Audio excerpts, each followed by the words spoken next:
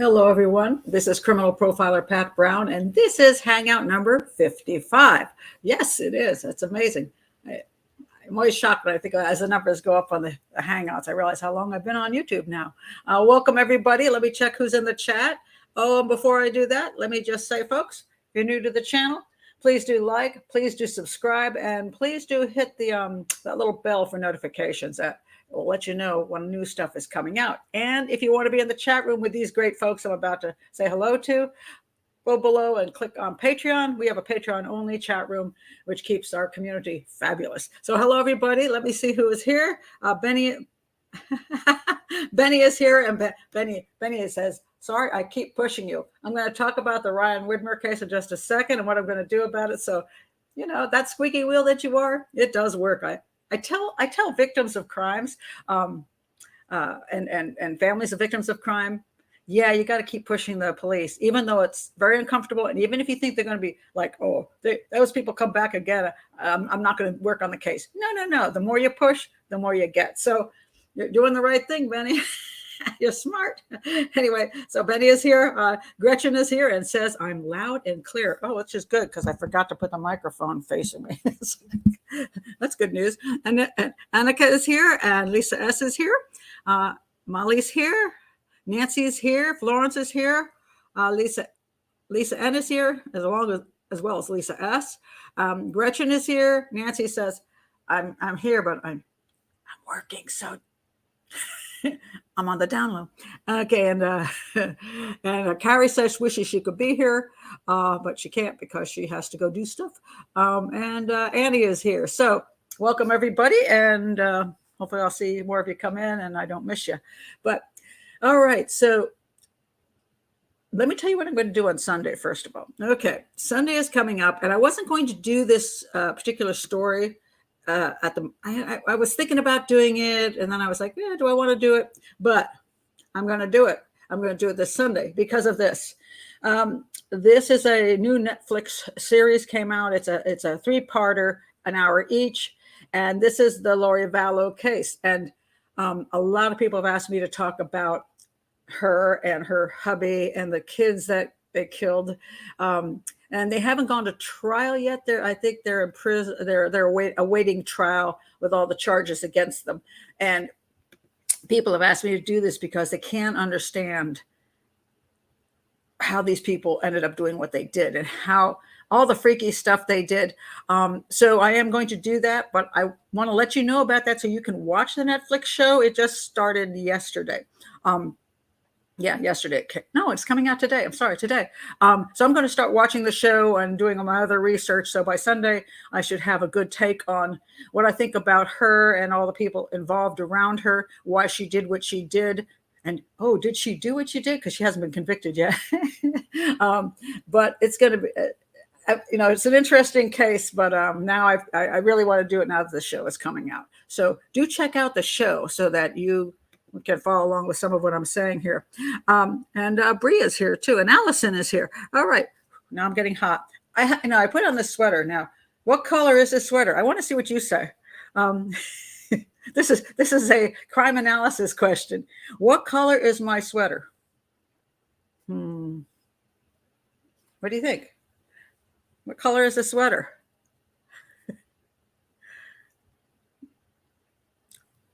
Okay, I'm waiting. Okay. Ala,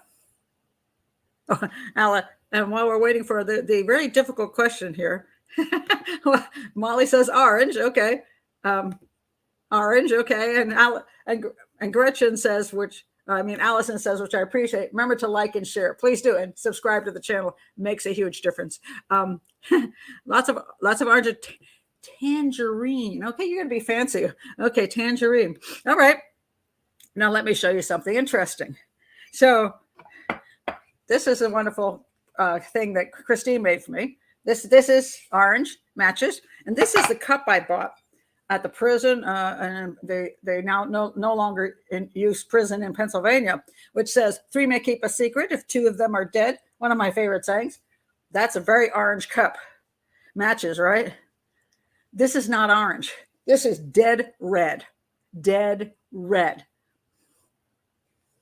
And I wish I can't even show you that it's dead red. It's dead red. And yet it looks exactly the same as this orange. So I'm going to pick out something else red around here. Wait a minute. Hold on a second. Let's see. This is red. Let's see. Now, see, this looks orange too. This is a red. They don't make orange. This is a red cord. A red cord. It's red. Isn't that something? So wait a minute. Here's the red fan. Let me see what the red fan looks like. It's kind of red pink. Oh, this one actually, see? Now this one's pinkish. This one actually does look sort of that way. Interesting.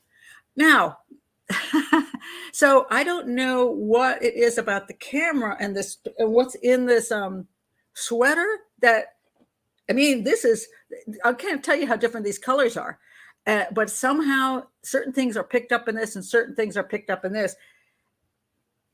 So I point this out for two reasons. One is just because I thought it was really interesting when I sat down and thought, oh, look, this matches.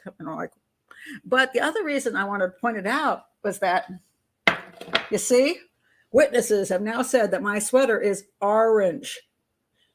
So if I go kill somebody and everybody said I'm wearing an orange sweater, but at the scene, the people see a red sweater, you see, everybody's going to say you're a bunch of liars, or you don't know what you saw a different person. This is the trickiness about witnesses and evidence. And so this just is a great example of it. And I wish I could prove to you that it's red, but I have no way to prove to you because you see orange and it isn't orange. So there you go. And it's funny because it's not like these are two different situations. Like I'm showing the cup in one situation, the sweater in another situation, or one under one lighting and one under another. This is the same exact light. It's the same exact camera. There's nothing changed except for the fact that this orange cup actually is orange and this sweater is totally red. I have to go look up the science of this whole thing. That there must be picking up something in the sweater that makes it look orange when it's on camera. But that's how it can be so tricky when it comes down to what witnesses say, what people see, And so that's a lot harder than people think it is. And I just thought that was kind of a really cool. well, Bree, the camera is actually lying, but it's only lying about the sweater. It's not lying about the cup. Why is that? It has preferences about what it wants to lie about. Isn't that strange? But that's just a great example. And I have to get it off now. I'm hot. Okay, now to so I'm going to do the Vallow case on Sunday at 3 p.m. Eastern time. And I'm looking forward to that. Should be very interesting. Now I have two more cases I'm going to do in the future, two highly requested cases, one of which I was going to talk about today, but I changed my mind. And I'm going to tell you why I changed my mind on talking about that case today and why I am going to do the other case, but both of them as shows, not on Hangout. And I'm going to show you why. Okay, so the first one is going to be, wait a minute, what happened? Hold on a second. Oh, there we go. Okay, first one, is going to be on the murder of Billy Joe Jenkins. This is a UK case, and I think his name is Sean. I think that's just, I haven't looked in, I haven't listened to anything yet, so I'm assuming that's Sean, but written differently than I'm used to. Sean Jenkins, who was her stepfather. Now, this was a request for me to do, and I thought, oh, okay, I don't have much to say about this, but I just bought that book. And I want to read, this is what's going to be very interesting. I have the information I'm going to get off the internet and the different sites and whatever it can tell me about this case. But then there's this book written by the guy who was convicted twice and then got off on the third round of appeals. So the third court case. I'm also going to do the case of Ryan Widmer. Yes, Benny, gonna do it. But it's much more detailed than I thought it was. So I just bought this book called Submerge. This is Ryan Widmer, his drowned bride. I can't read this thing here, and the justice system. Now, the difference between these two cases is that Sean Jenkins, there were 3 trials, and he got off on the third trial, and Ryan Widmer, his wife drowned in a bathtub. He got convicted 3 times over on 3 trials. He's still in prison. He is supposed to be up for, I think, in 2025, he's up for parole. Now, that's a lot of trials. There's a lot of trials that people are going through and getting some the same results and some different results. How does this work? And let me just give you I'll just give you a paragraph description on each and tell you, then I'm going to do the whole show on it. But with Bobby Joe Jenkins, essentially she was a foster child. I'm sorry, did I say he was her stepfather? Well, he wasn't. He's a foster father, not a stepfather. Her foster father. So anyway, she was murdered in the backyard. And the case gained widespread media attention and remained unsolved. Her foster father, Sion Jenkins, and I hope I am pronouncing that correctly, was originally convicted for the crime, but after 2 retrials in which a jury was unable to reach a verdict, he was formally acquitted. Okay, and he was, the jury had, once you get into the appeal process, this is what happens. The defense attorney looks for everything he can come up with, including the kitchen sink. If that were involved, he'd come up with it and throws that at the wall. Constant, tons of things until something goes, maybe that made this an unsafe conviction. Then they get the retrial. You get a whole new bunch of people, and it's like rolling the dice. So you get a new jury. So the first time you rolled the dice, you got snake eyes. Guy gets convicted. Now you find some way to get an appeal. You bring in some new experts, and then you roll the dice again on the next jury. That didn't go well. Then you roll the dice again on the third jury. And eventually you win out. He ended up winning out. Ryan Widmer didn't get so lucky. Rolled 3 times, got snake eyes 3 times. Each one of these cases has very interesting, limited physical evidence. And in both cases, the physical evidence was used both to convict and attempt to appeal. So it's really fascinating. So anyway, so this girl, she was killed, and now her foster father is out, and he's married a millionaire. He's doing okay now. I'm going to read the book though, and one of the interesting things about both these books, if you'll notice, this book was written by the alleged murderer, and this book was written by the alleged murderer. Well, he's convicted murderer now. He is now now he's considered, well, it was an unsafe conviction, so it's questionable there, right? So both these books are written by. Wait a minute. Let me look at the second one. This was actually it's written by somebody else, but she was part of like the Innocence Project type of thing. She was totally on his side, and he was like, so it wasn't written by him, but she was like got his whole family involved, and he was involved. So I'm going to say it's definitely biased toward him.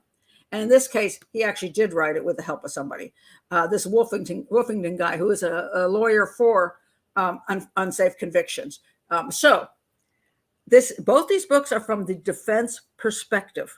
Okay. And I always find that kind of interesting because with the West Memphis 3 case, which is still a good portion of people think that West Memphis 3 are innocent of killing the 3 little boys, especially after they saw the documentaries that were called Paradise Lost. Oddly, when I watched the documentaries, they convinced me more that they were guilty, which I thought was interesting because the defense team is behind this. The same is true with Making a Murderer. The defense team is behind the Making a Murderer documentaries, and they did not convince me that he was innocent. And and it's amazing because they tried their best, and yet it didn't work. I don't believe Stephen Avery is innocent at all. Of course, I do my own research, but sometimes when you listen to the defense, which is why when you get into court, the defense stands up there and he throws the opposite at the jury than what the prosecution just says, and you're like, the jury's like, I don't know, who do I believe you? But when the defense convinces you they're guilty, then it gets kind of interesting. So I'm going to be curious about these 2 books. Will they convince me that these men are innocent, or will they actually convince me these men are guilty, along with everything else I read? So I'm looking forward to reading both these books. So I will do a full show on Billy Joe Jenkins. I will do a full show on Ryan Widmer because I can't do it here and go through all the information. They're going to be 2 very interesting shows. So Benny, you got your wish and your squeaky wheel on Ryan Widmer. So it worked. And it is a very interesting case. Let's see. Lisa says, I remember that Billy Joe case very well. Love that you cover worldwide cases. A lot of times I don't know about these cases, but if somebody brings a case to me and it's an interesting case, I'm super happy to do it because an interesting case is an interesting case, regardless of where it is in the world. And I'm also very interested in how that case was pursued by their justice system, whether they're using juries or judges. And I'm also interested in cultural issues also, because that affects cases and crimes in general. So I find that fascinating. And so, and I love to travel. So I always like doing things about every place in the world. So I'm good for that. You're welcome very much, Betty. You owe me, send me. But no, that's a good case to do. So I'm glad I'm glad you're with the squeaky wheel, because eventually I'm hoping to be around for a while. I'm hoping. So I'm hoping I can get to all the cases everybody wants. And sometimes I do have lists, and I have a stronger list for patrons rather than, just subscribers or non-subscribers. But sometimes I get so many cases, I figure out which one do I do next. And so if you don't hear from me about a case that you really wanted me to do and I've ignored you, hit me up again. It works. I'm like, that case. Yeah, let me check that again, because sometimes that just gets lost in the mix. So anyway, so I'm definitely going to do those 2 cases, and I will do the Vallow case on Sunday. All right. So now what else is happening in the world? I wanted to point out, I think I may have pointed this out the other week, but I think it's worth pointing out again because I'm very happy about this. And that would be they're reopening the Ellen Greenberg case, which I'll link below, because I did a whole thing on the Ellen Greenberg case. This is the teacher that had 20 stab wounds, yet in 2011, her death was ruled as suicide. Now DA is reopening the case, and the family has fought for so long to get this case reopened. It seemed a little weird because supposedly what happened, just the basics of this case on Ellen. Her fiance, they shared an apartment in 2011. He said he went to the gym, came back, and the door was locked. So he forced himself inside and discovered her body in the kitchen with a 10-inch knife in her chest and more than 20 stab wounds to her chest, abdomen, head, and neck. That's a lot of stab wounds for a suicide. And they initially ruled it a homicide, but then they changed it to a suicide. Police have said that investigators only found Greenberg's DNA on the knife and on her clothes, and there were no signs of foul play. I'm thinking the foul play might be the how many stab wounds in her back and neck. But now it's been a decade. They have managed to get this to. Get the manner of death changed. They wanted to at least go back to undetermined, but it's now back to homicide. So they're happy about that. So they're going to now re-examine, and I think they should. I found this a very suspicious suicide. Let me put it that way. So I'm really happy they're going to revisit this case, and that's very unusual. A good portion of time when people fight to get cases reopened and a manner of death changed, it doesn't happen most of the time because the police were right to begin with. So it really was an accident, so they're not going to reopen it. It really was a suicide, so they're not going to reopen it. But once in a while, there's that questionable case, and it's still very hard to get them to go back and reopen anything. But once in a while, you get lucky. And I think with the Ellen Greenberg case, there are enough things in this case that just make you go, not really buying it. I mean, and so you can watch my video on that and see what all the points were that I made during my analysis of it. That just made me question that it was a suicide. So anyway, I think that I'm really glad to see that happen, because sometimes nothing gets reopened. Now, another one I want to point out, because I just did the video, and I'll put that one below too, a link to that. I just did the video on the death of Amy, well, not the death, the disappearance of Amy Lynn Bradley off of the cruise ship. And many people believe that Amy Lynn Bradley, a young woman, she went with her family on a cruise, and then she disappeared off the ship, and she's never been seen since. And it's been a really long time. I forgot when she disappeared now. Long time. 20 years, something like that. Anyway, she's still missing. And it's the theory basically is that she's in the drink. She never, she went over the side for a accident, suicide, whatever. Could have been a murder on board, but many people believe she's been sex trafficked, which I can trash that in a million ways. But there's an interesting difference between the fact that things happen on a ship. And a lot of people are saying, I'm never going to go on a cruise because those places are so dangerous. No, cruises in general are pretty darn safe. They're super safe because you're in a contained area and nobody's driving, so you're not getting hit by drunk drivers. There's not, very rarely are there there's not going to be a drive-by shooting on the street. You're not going to get carjacked. You're probably not, robbery is usually not a big thing on the ship. So, I mean, I'm not saying it can't happen. It can be, but maybe especially if you're really rich and running around with fancy jewelry. But most people just, they're just wearing regular stuff and have a credit card and everything's put on the bill. So, you don't have a lot of cash on you.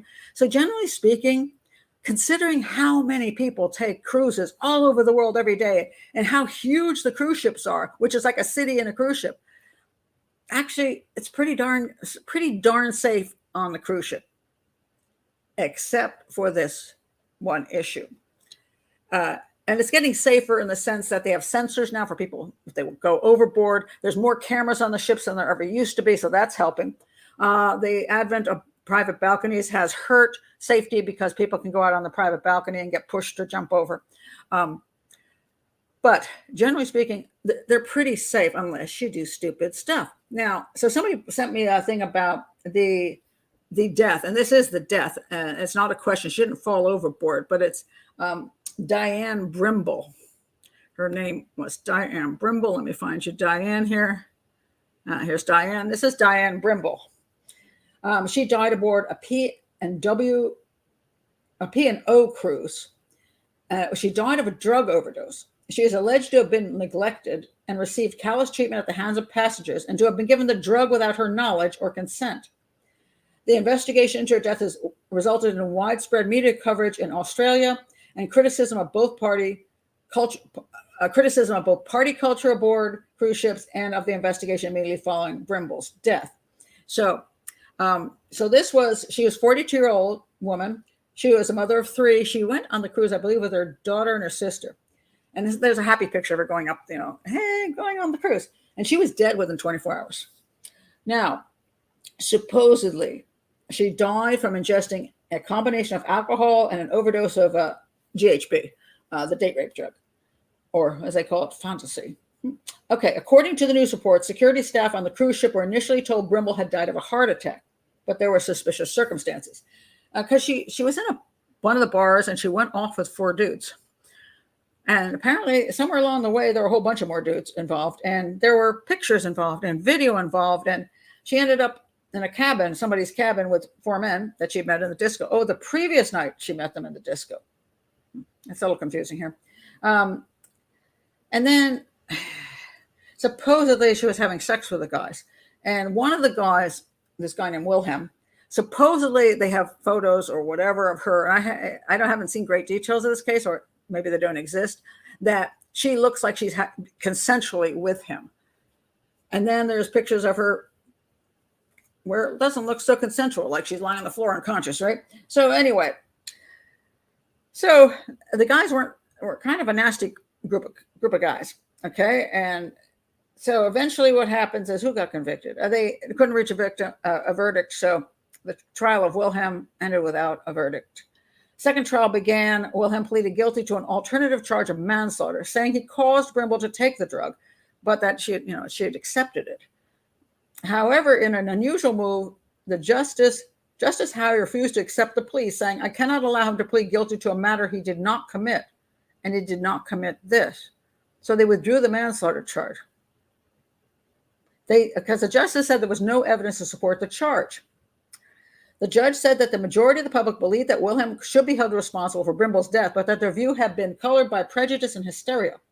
He said that the coroner inquest had been unfortunate because it allowed a great deal of irrelevant material to be exposed to the media. It says that she was an adult, and the evidence shows that she voluntarily took the drug knowing what it was. She didn't think it would harm her, neither did Mr. Wilhelm. So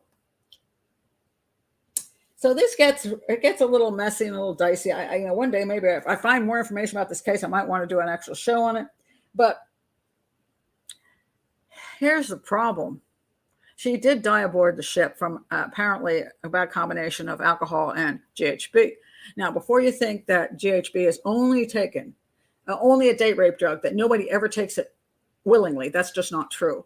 A lot of college students love it. They call it Faderade. They put the GHB in the Gatorade and then they call it Faderade because they like the effects of GHB. But the good part about GHB for the college students, they say, is they'd have no hangover.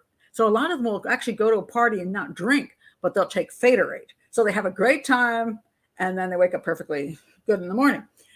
So they seem to have, as according to this, and I would have to do a real deep investigation of this, and I may because I'm curious now that I'm reading more about it. Did she take this stuff willingly? If she took this stuff willingly, did she have sex willingly with Wilhelm? And then from that point on, after she took the stuff and maybe then lost her ability to be rational or even conscious enough, did then other people take advantage of her? And I don't know what the photos and the videos show and all the evidence in the case is. But I will say this, and this is where some of the problem starts.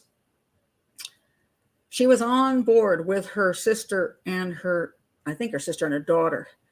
She's 42, so her daughter's not a kid. Daughter's a grown daughter.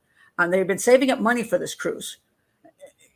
Don't go alone to a bar with a bunch of guys. Don't hang out with a bunch of guys alone. Don't go off with a bunch of guys. Don't go off into somebody else's stateroom. Unless she was actually GHB'd at the bar, which she seems to have no evidence of, she made some choices that were really not safe. And there was an interesting thing where her ex-husband said, oh, she'd never have promiscuous sex. But apparently her own doctor said she had taken a morning after pill. And also she had, what was the thing about the morning after pill? And tests for, I guess, HIV testing, something like that. Can't remember where I saw that. So obviously that wasn't entirely true, that she might not have some indiscriminate sex. So the problem is people, when they drink, and you're a single woman now, you're not married anymore, you're drinking with a cute guy. Some people just like sex, and they want to go have some sex. The problem is she's in first of all, she's in a stateroom with her daughter, I think, and her sister. So you can't bring the dude back there. So maybe he says, hey, let's go to my place. I don't know whether all four dudes were in there in the beginning. It may have been just them. I think it was. And then I don't know what happened after that. She died in their stateroom. The problem is, I think, according to this, they couldn't prove that she was forced to take GHB. And she took it on her own. The question is, did that combination kill her? But she made the choice to imbibe both of those. And then there's another question of, what did anybody take advantage of her when she was less able to make proper choices? But, see, this gets really confusing. But, so we have this as a cruise ship horror story. But, it's like a huge town. Sometimes you get creepy people. You do. You get creepy people in bars. You get creepy people on cruise ships. You get creepy people everywhere, quite frankly. There's creepy people around. So this is a huge city on the water. And generally speaking, quite safe. But, there's still creepy people. And if you make unfortunate choices that put you together alone with creepy people, this can happen to you. Now, this doesn't mean you cannot be assaulted. Like, for example, you could be walking by an open stateroom door going to your stateroom, and creepy dude could reach out, grab you from the hall, and pull you in, rape and murder you. That can happen. Check you over the balcony. That can happen. But amazingly, it doesn't happen. Extremely, extremely rare. And I don't know what the camera situation is these days in all the hallways, which, what are they called? And passageways. What's the word for it in a ship? It's not a hallway. Not sure. Passageway, something like that. But anyway, there's something can happen to you, but luckily the more cameras you have, the safer you are. And because criminals know the cameras are watching and they don't want to get caught. So I am 100% for lots of cameras.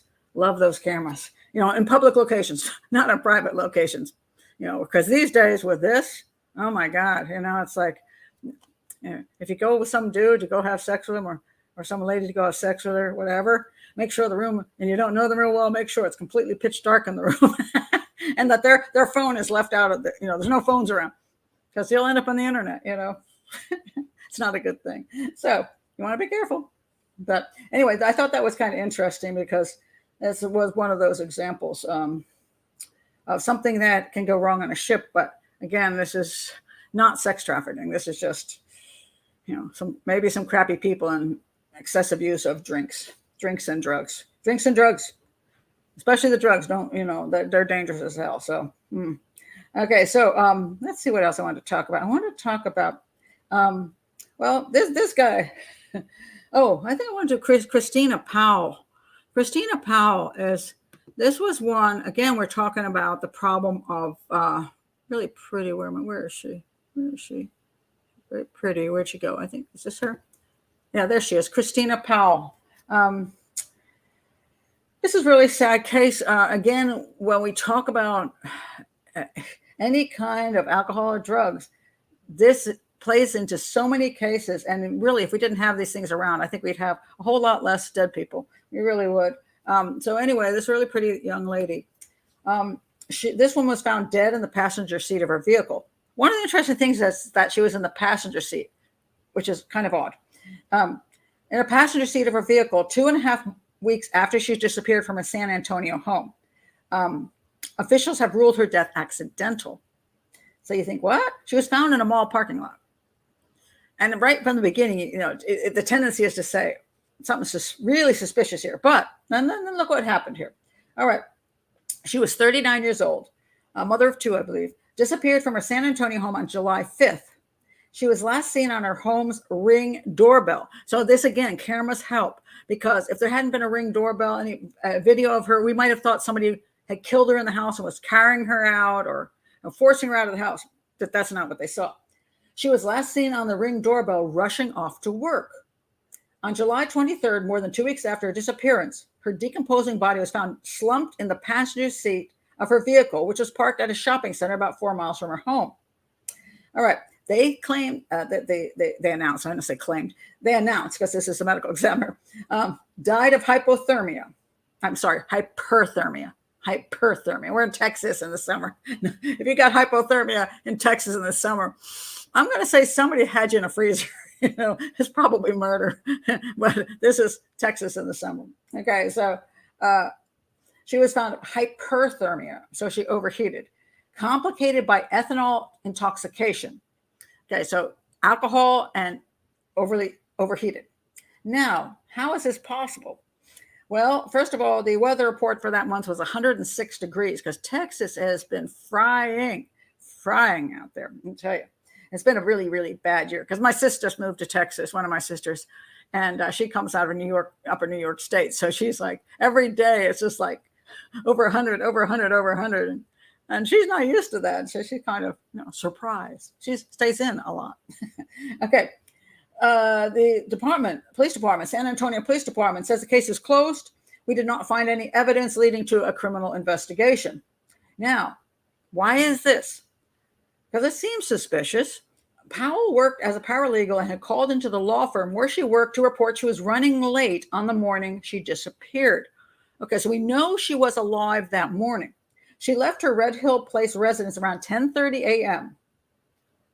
And we see she's been seen on the Ring video going out. So we know 10:30, we know she's alone. With her relatives saying nothing about the day seemed amiss. Concerns grew when Powell's 12-year-old son answered the door to find one of Powell's co-workers checking to see why she hadn't shown up at work. Okay, so I'm going to say 12-year-old son was staying alone in the house. Mom goes to work and he stays home alone. He is of the age he can legally stay home alone. It was later discovered Powell had left her mobile phone and medication behind. Okay, that is an interesting thing. Apparently in the bathroom or something. I think she's on meds for anxiety, but she left her phone and her meds behind. So one has to say she's running late. I don't know why. It could be just because, she's got kids.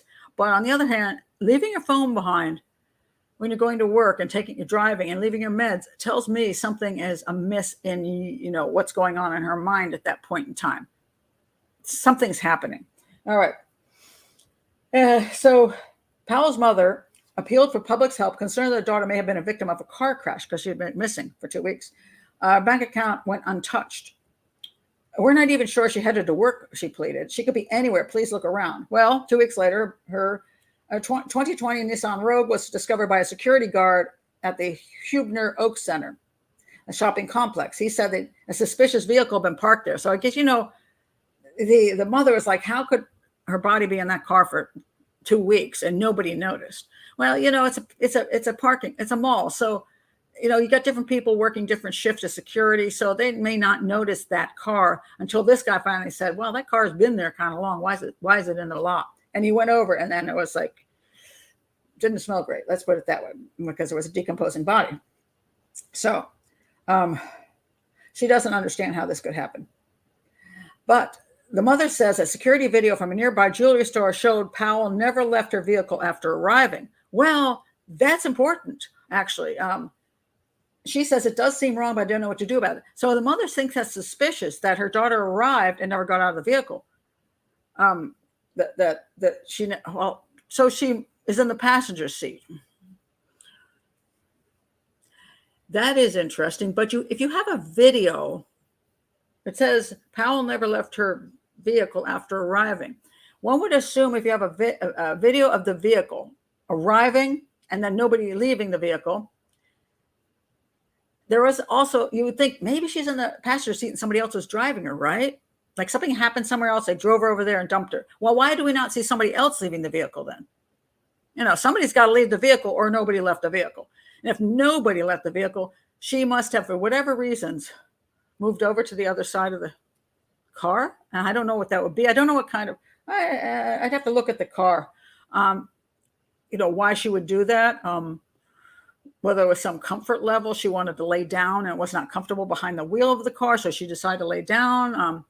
I don't know. But she had high alcohol in her. Where did that come from?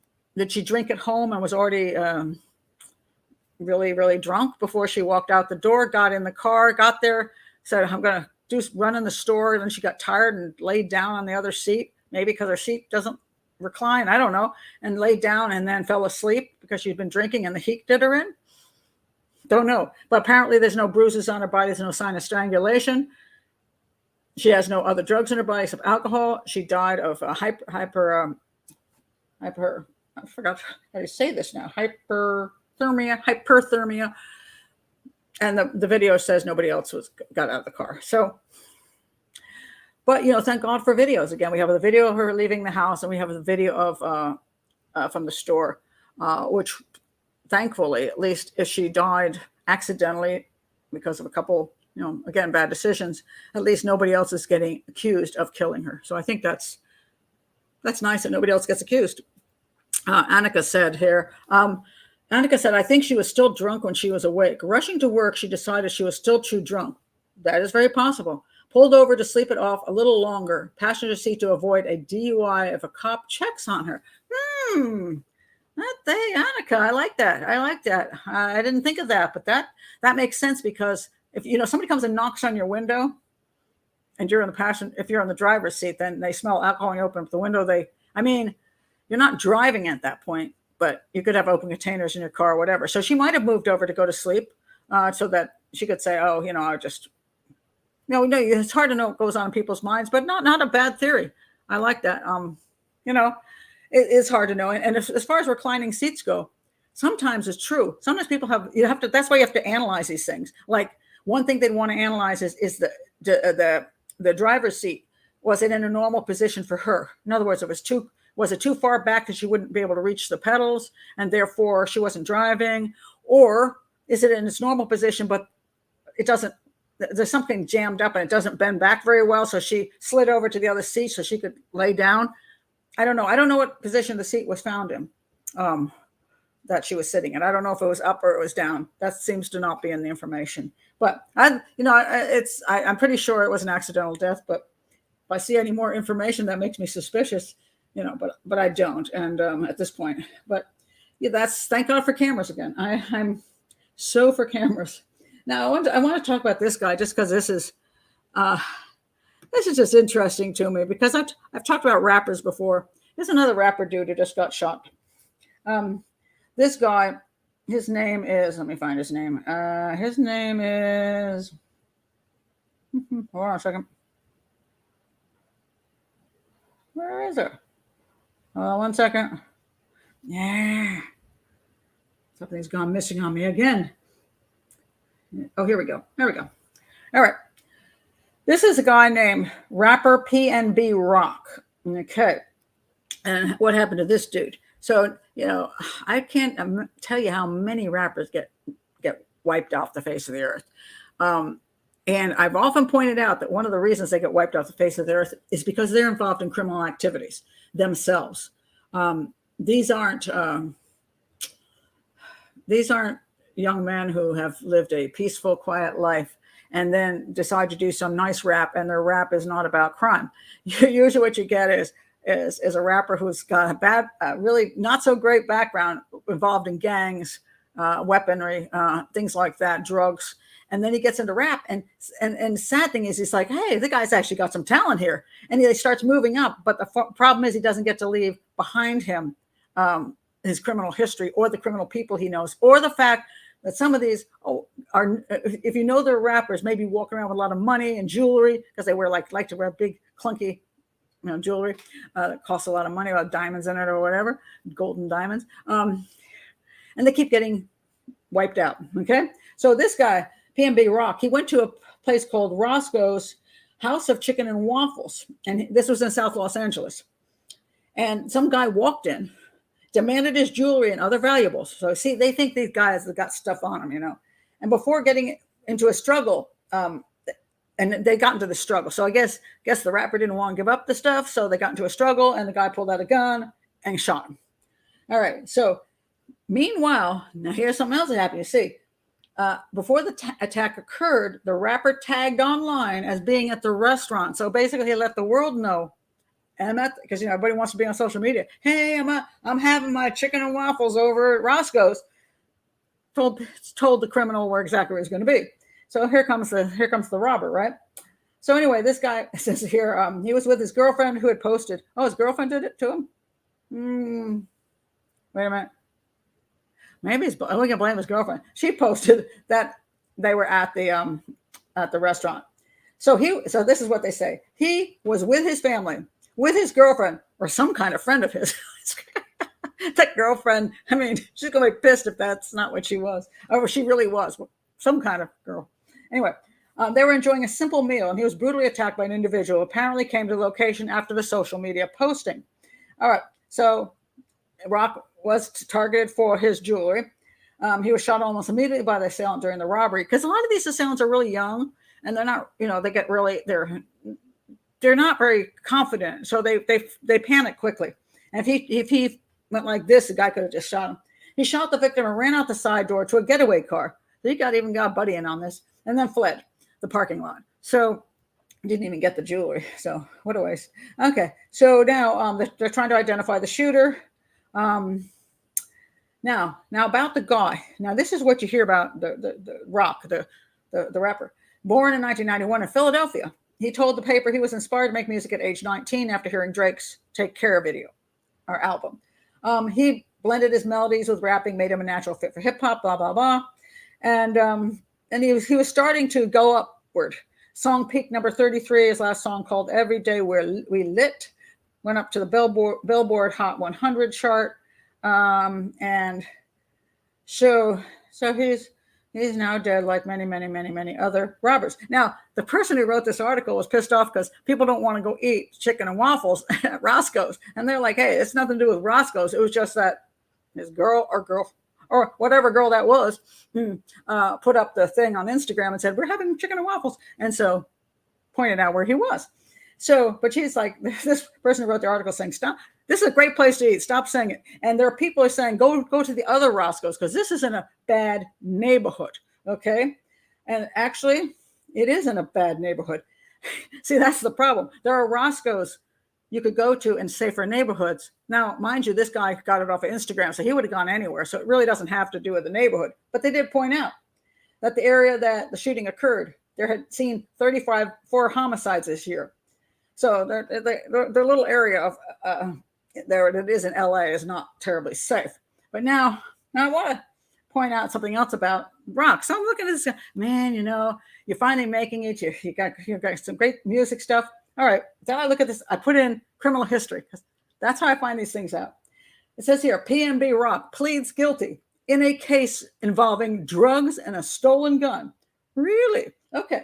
Philadelphia rapper PnB Rock has pleaded guilty in a case involving drugs and a stolen gun stemming from a 2019 arrest. He entered an open guilty plea to 1 count of possession with intent to deliver and 1 count of receiving stolen property. And get this, though. This is what bugs me. This was drugs. This was a weapon. He had a weapon. Allen, 29. He was 29. He's not even a kid, so gosh knows how many other crimes he's committed in his life and in juvenile history. He was sentenced to 36 months of probation. See, you got a little slap on the wrist on each count, and the sentences are run concurrently. So, he was also ordered to complete 100 hours of community service. Oh, that's always, really ruins your life. And his supervision was permitted to be transferred to California, where he ended up getting shot dead. Okay, so, yeah. So apparently the reason they searched the apartment where he was at was that they discovered approximately 5 pounds of marijuana, scales, packaging material, and over $33,000 in cash in the apartment. They've also found a 40 caliber Glock handgun that had been reported stolen. He gets probation. So, yes, he was involved in a life of crime. Sorry, guy. And a criminal got you. You're a criminal got you. I just wish to heck we could improve the lives of young people so they don't get involved in crime. And I think that rappers need to step down from doing one video after the other that promotes lives of crime, that promotes money. They always throw money around, and they got the women there. They call them bad names. They use the N-word constantly. And I know they're black, so they're supposed to be able to do that. But still, I find it's just constant negativity. And then there's drugs and and gold chains around the neck. It's just not positive stuff. Now, there are some rappers who do some really positive things, and you can do great rap without talking about criminality all the time and drugs and bitches. Don't like it. Really ticks me off because it just destroys our communities. So I'm not overly. Hi, Bree. PnB. Is there another way to say that besides PnB? I don't know. Oh, that's a good point too. Bree says, forgetting of things at home lines up with being drunk. She may, and it's early in the morning, but when you have an alcohol problem, and I don't know what medication she was on, but unfortunately, it's not a good thing. And it's too sad because she has 2 kids, and obviously it was probably an accidental death. And I'm sure she wished she hadn't made whatever move she made that morning. And you can't sit out in a car in Texas heat, and so dogs die that way all the time. Little children die, babies die, but adults die too, and doing the same foolish stuff. So just really, really sad. I wanted to talk about, this was just a really interesting situation, which I'm curious about. Hi, Martin. Martin is here. Hi, Martin. I'm curious about your opinion on this because I have a divided opinion. I do about, okay, this is a woman who went public. Her name is Pieper. I guess it's Pieper. I don't think it's Pieper. That would be strange. Pieper Lewis. She's 17 years old. She stabbed to death a man named Zachary Brooks, who was 37. She said she was a victim of sex trafficking. Now, over and over, I talk about the difference between prostitution and sex trafficking.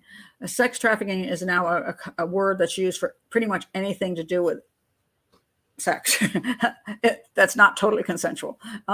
So sex trafficking doesn't always mean you're trafficked across state lines into other countries and that, you're held prisoner and all this kind of stuff. Usually people get into prostitution because they're runaways into drugs. And I'm talking about the young people, drugs and stuff like that. I'm talking about low-level prostitution. I'm not talking about high-level escorts who are making a lot of money, who just want to make the money. I'm talking about, younger people, especially teenagers. They're not kidnapped off the street in this country, in the U.S. at least. They're usually runaways and things like that. Well, she was a runaway. So she was 15 years old. And since this is the story, a teenager caught in a sex trafficking scheme. And I don't know, again, we're talking about the media, and you never know whether the media is giving you the the truth or a twisted version of the truth, or they've left a bunch of stuff out. Anyway, she pleaded guilty to killing her alleged rapist by stabbing him 30 times when she was 15 years old. He also was asleep, just to point that out. And that is one of the problems with this case. So when she was 15, what happened was this. Supposedly, she had run away from home. And let's see where I may find the part in this thing here about her running away from home. All right. She ran away from home. And sadly, it was a pretty shabby situation. It says she had a broken relationship with a woman who adopted her out of foster care at age 3. So I don't know what the broken relationship is. Now, here's where everything gets tricky. So she was in foster care till she was 3. And then somebody adopted her, which is a really nice thing to do. And then supposedly she had this broken relationship by the time she was 15 and ran away. Now, was that because you got two possibilities? One is that the mother who adopted her out of foster care had her own issues, and she wasn't a great mother to her, and she made her miserable, and then the kid had to run away. That's one possibility. The other possibility, which is just a reality, and I know people have a hard time understanding this, a lot of kids who live their lives in foster care, by the time they're 3, they have personality disorders. They suffer from attachment disorder because they either were dumped by, so maybe the birth mother had drug issues or whatever, and they end up foster care. Sometimes they jump from foster care to foster home. They don't attach to people properly.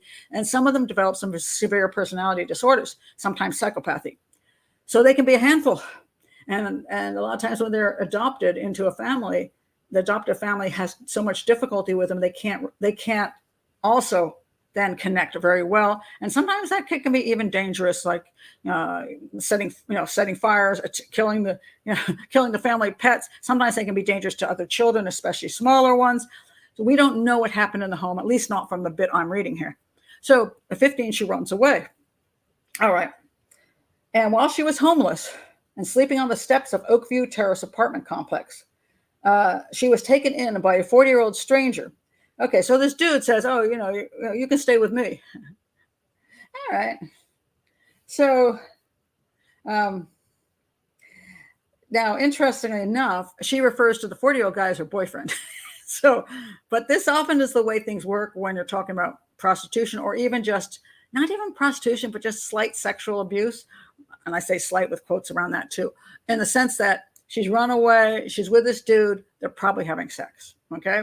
That's my guess. He's got a girl in his house and they're having sex, and she's happy, she's got a place to stay. So she's being taken advantage of.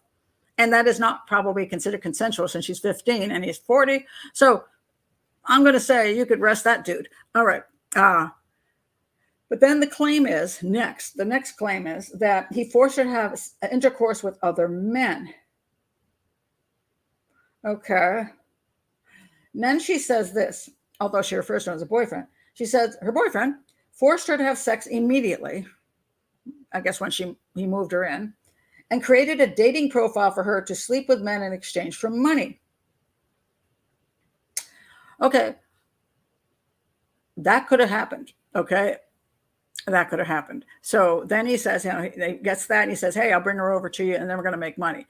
He's basically becoming her pimp. She's a prostitute. So that's what they call sex trafficking. It's not the same thing as, I say, being taken across state lines. I don't know that she was held captive, but she's a 15-year-old runaway. So she's going to do whatever is going to, work. And she's probably being fed and she's got a place to stay. So maybe she even likes the guy at that time, because he have emotional, weird things going on. So anyway, then the unidentified man, I guess that's the fake boyfriend, I told the paper the accusations against him were false and Lewis never stayed with them.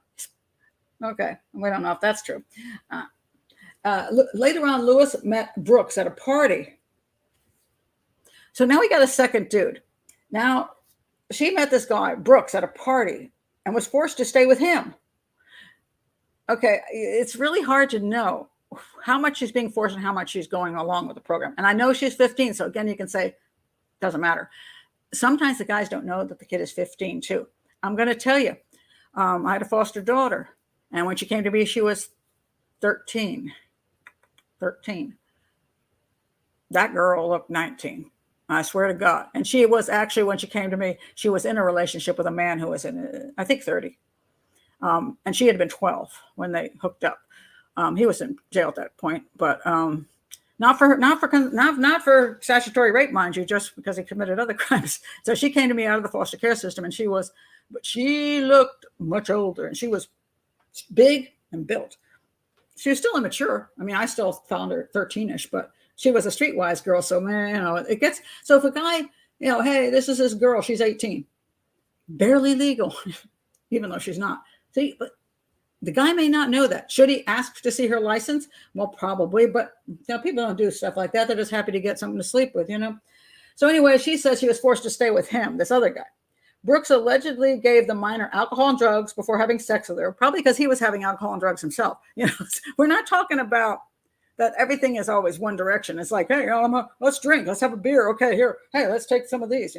Anyway, so then they had sex with her a handful of times while she was unconscious. I don't know how she'd know that. If she was unconscious, how did she know he had sex with her a handful of times? That doesn't make sense. But anyway, okay. Then she claimed that on May 31, 2020, the day before she committed the crime, her boyfriend held a knife and forced her to go to Brooks' apartment. Okay. I thought you went to a party in that. Okay, I'm confused here. Brooks allegedly planned to barter $50 of marijuana in exchange for sex with Lewis. Okay. When Lewis arrived at Brooks' apartment, she was ordered to undress and pressured into drinking and smoking weed while the pair watched a movie. I don't know how much you have to pressure a teenage girl who's already got lots of problems into smoking weed and watching movies. Okay. My initial thought that he was drunk. Mr. Brooks was drunk and he would likely fall asleep while I was watching the movie. I thought this was the only way to stop him from having sex with me. Lewis fell asleep and woke up to Brooks raping her. So he didn't fall asleep. She fell asleep. And when she woke up, he was raping her. That she claims.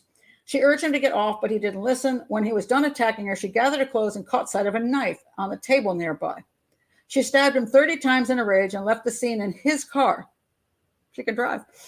His body was found by the maintenance man later that day. There's another story that he was actually asleep at the time that she stabbed him. But anyway, they investigated it. Now she's 17. The relationships with older men. Iowa law states that the legal age of consent for sex is 16 years old. Those younger than 13 years can't consent to sex, but those 14 and 15 years can consent to sex within 48 months of their age. So obviously these guys are way too old. Then the prosecutor, because he's prosecuting, says the 40-year-old man who took her in is a perfect example of human trafficking. Yeah, okay, if you want to use a trafficking term, but that's not unusual for an older man to find a homeless girl underage and say, hey, stay with me. That's very common. And then bring him into prostitution. That's very common. We can call it trafficking if you like. There was clearly a power dynamic between her and her boyfriend, or he used her to get what he wanted. Tate Smith said that the boyfriend manipulated Lewis into giving her a place to eat and love in exchange for selling her off to other men. Who's Tate Smith?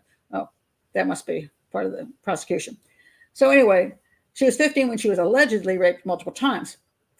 On the evening Brooks was killed in 2020, someone called authorities to report a suicide. When they found the body, they said it didn't appear he killed himself.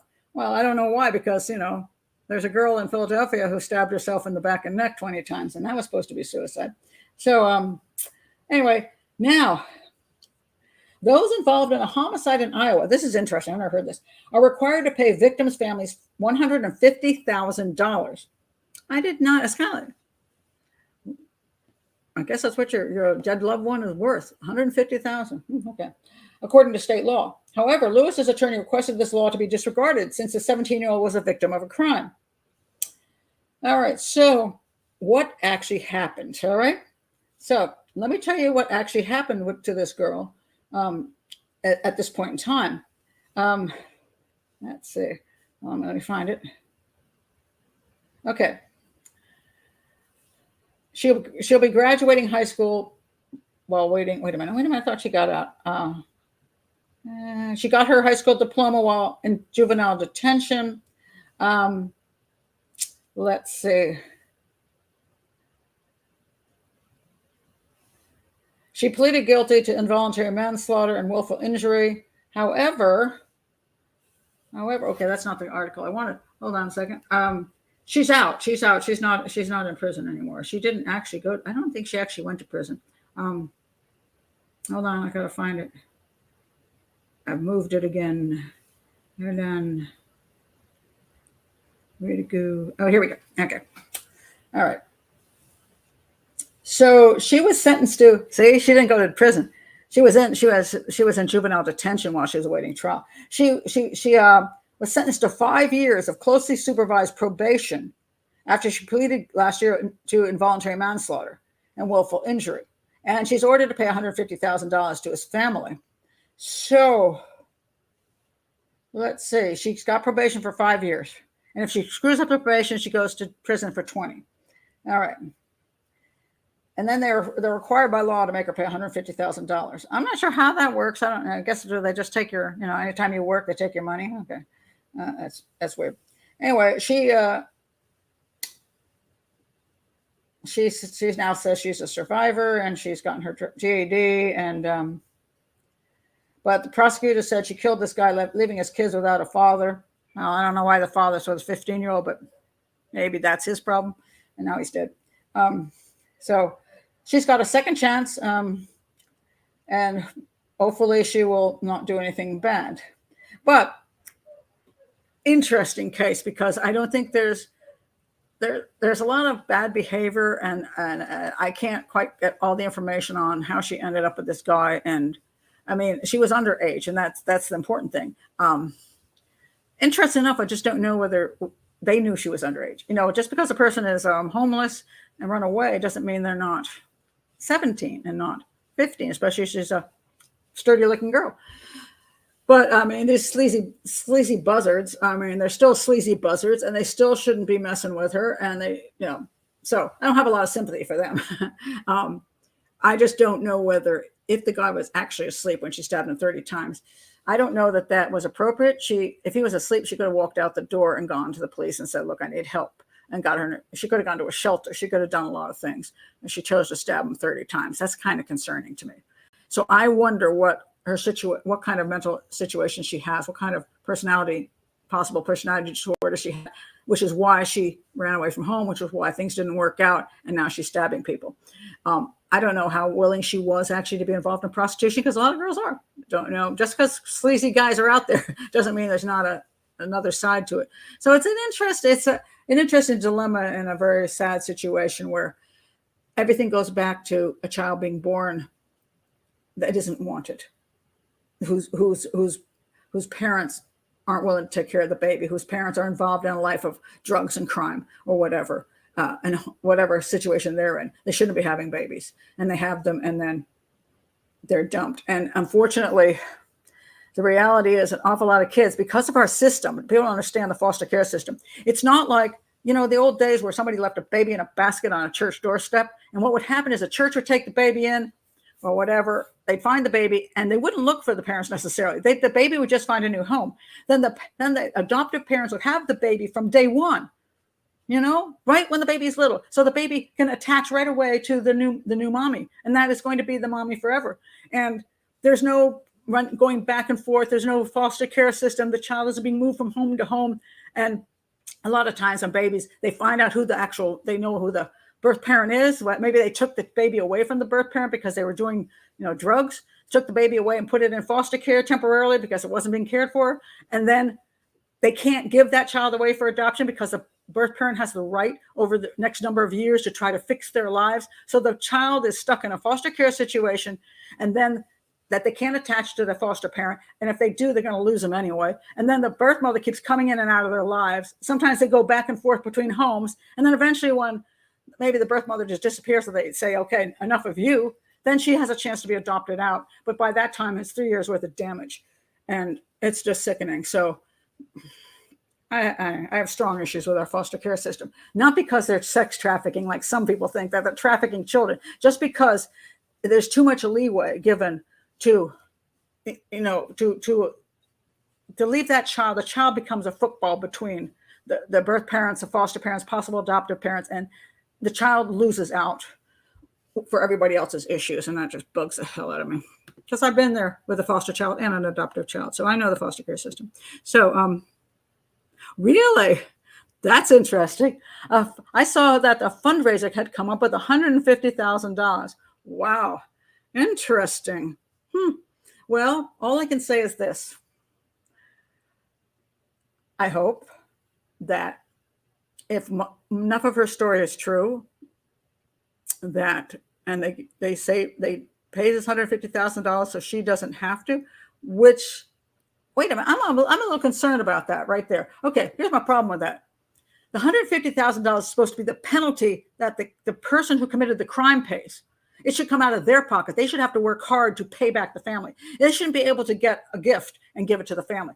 In that case, $150 isn't being paid by her. It's being paid by other people. That is not, she's been given a penalty. So I don't understand that, because if that's true, I think it's wrong. I think she should have to pay it. How she's going to pay $150,000, I have no clue, ever in her life, because she's got a GED. She's not like, unless she sells her story to Netflix, which is always possible. I don't know how she's going to pay the $150,000, but I don't think she should be able to pay it out of a GoFundMe account, because I don't think that's not her money. That's not her penalty. Then she's just, other people are just paying the penalty, which makes no sense to me. But then the world makes no sense to me sometimes. It really doesn't. I want to mention this. Guess who's getting 8 months? 8 months. Where is that? Where is that critter? Oh, did I forget her picture? I did. Where's her picture gone to? I lost her picture. Dang it. Guess who's getting 8 months? Anybody know who's just getting 8 months? I'm trying to find the story on now, because does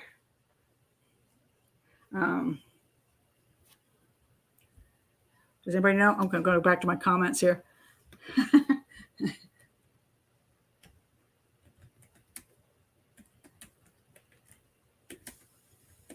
Who is it?